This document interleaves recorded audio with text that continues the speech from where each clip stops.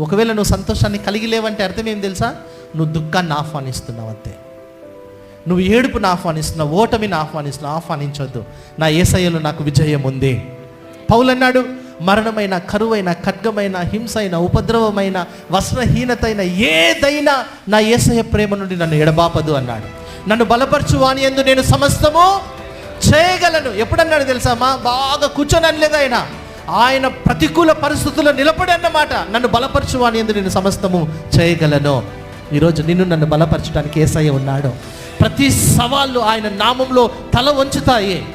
ప్రతి పరిస్థితులు ఆయన నామంలో ఓడిపోతాయి. మనం నమ్మినప్పుడు, విశ్వసించినప్పుడు, ఆయన వాక్యాన్ని మన హృదయంలో ఉంచుకున్నప్పుడు, దాన్ని పలికినప్పుడు ప్రతి పరిస్థితి మీద మనకు విజయం ఉంది. హల్లెలూయా. మనం చేయాల్సింది ఇదే. మనకు దేవుడు సంతోషాన్ని ఇచ్చాడు. హల్లెలూయా. సంతోషాన్ని ఇచ్చాడు దేవుడు మనకు. కాబట్టి ఆ సంతోషాన్ని మనము అనుభవిస్తూ మనం ఈ లోకంలో మనం జీవిస్తాం.